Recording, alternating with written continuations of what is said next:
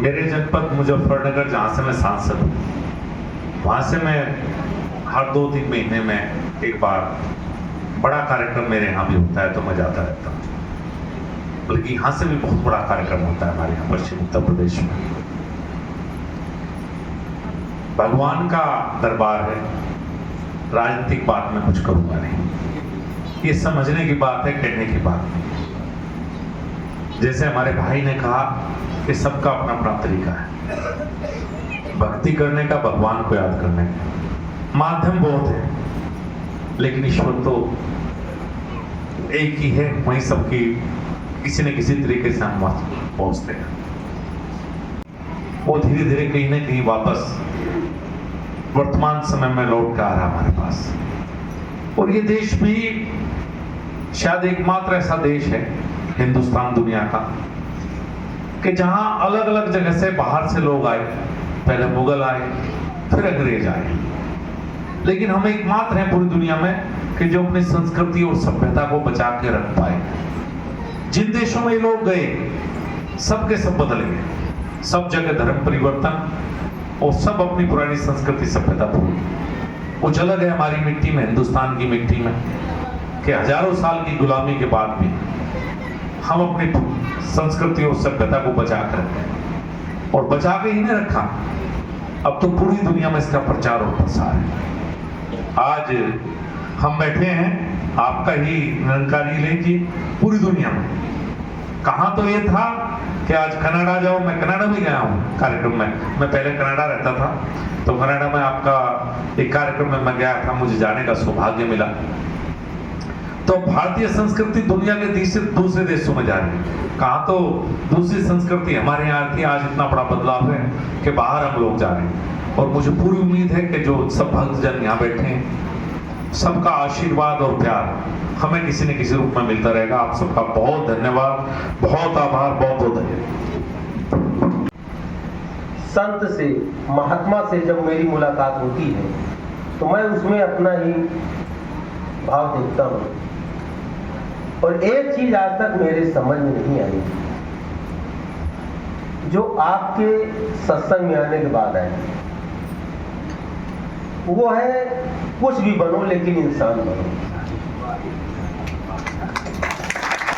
जब मेरा अपना मानना है, जब मेरे पेट में राशन हो, मेरा पेट भरा हो, तन पे कपड़ा हो,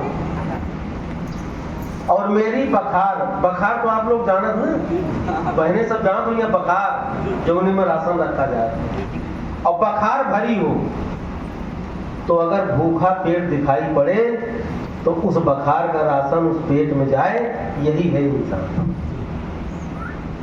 हम माल मलाई खाए बैठे रहे, हमारा एक भाई पीड़ा में रहे, तो कोई मतलब नहीं, धर्म कोई भी हो उसका मैं नहीं समझता कोई शब्द। हमारी और मुखी जी की और आपकी पूरी संगत से हमेशा समय समय पर वार्तालाप चलती रहती है। आपके अच्छे अच्छे योजनाएं आती हैं, मिशन चलता है, कहीं सफाई अभियान चल रहा है, कहीं संस्कार का प्रवचन चल रहा है, तो मैं हाँ ब्लड डोनेशन करते हैं, बताइए, यही तो है इंसानियत। तो मैं भगवान से, उस प्रभु से ये प्रार्थना करता हूँ कि आपके संगत से जितने लोग हैं उनके अंदर ईर्ष्या और द्वेष का नाश हो और मानव के प्रति सद्भाव प्रकट हो।